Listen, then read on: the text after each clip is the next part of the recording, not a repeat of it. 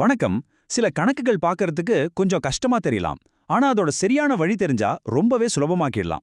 இன்னைக்கு அப்படி ஒரு கணக்கத்தான் நம்ம ஸ்டெப் பை ஸ்டெப்பா பிரிச்சு எப்படி தீர்க்கறதுன்னு பார்க்க போறோம். ஓகே, கணக்கு என்னன்னு பார்க்கலாம்.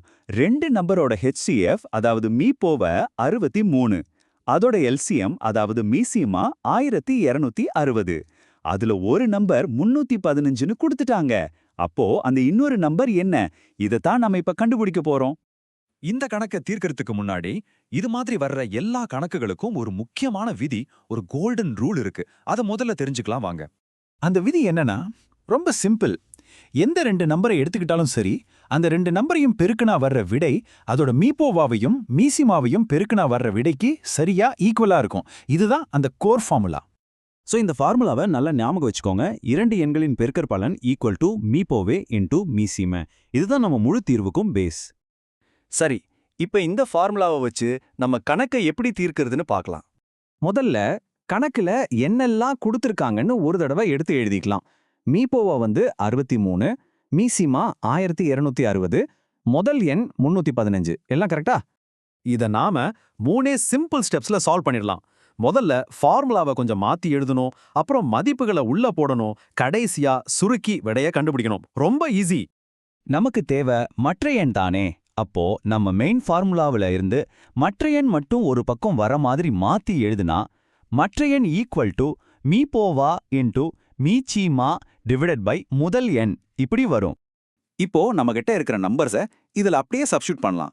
அப்போ மற்ற எண் சமம் 63 பெருக்கல் 1260 வகுத்தல் 315. இப்போ நீங்க உடனே 63ஐயும் 1260ஐயும் பெருக்க ஆரம்பிக்கலாம். ஆனா ஒரு நிமிஷம், இதை விட ஒரு வேகமான ஒரு ஸ்மார்ட்டான வழி இருக்கு. அதை நான் உங்களுக்கு காட்டுறேன். இது ஒரு சூப்பரான ஷார்ட்கட் டிப். எப்போயுமே பெரிய நம்பர்ஸை பெருக்கிறதுக்கு முன்னாடி அதை ஏதாவது வச்சு வகுத்து சின்னதாக்க முடியுமான்னு பாருங்க. இது உங்க நேரத்தை பயங்கரமா மிச்சப்படுத்தும். இங்க பாருங்க, நம்ம முதல்ல 1260 315ஆல வகுத்துறலாம். இது கணக்க ரொம்பவே சுலபமாக்கிடும். வாங்க ட்ரை பண்ணலாம். சரியா சொன்னேன்ல? 1260 315ஆல வகுத்தா நமக்கு என்ன கிடைக்குது? கரெக்டா 4. பாத்தீங்களா? அவ்வளவுதான். நம்மளோட பெரிய கணக்கு இப்போ எவ்வளவு சிம்பிள் ஆகிடுச்சு பாருங்க. நாம இப்போ வெறும் 4 63 கூட பெருக்கினா போதும். சரி, 4 பெருக்கல் 63 நீங்களே மனசுல போட்டு பாருங்க. ஆமா, 252. இதுதான் நம்மளோட ஃபைனல் ஆன்சர். அப்போ அந்த இன்னொரு எண் 252 கண்டுபிடிச்சாச்சு.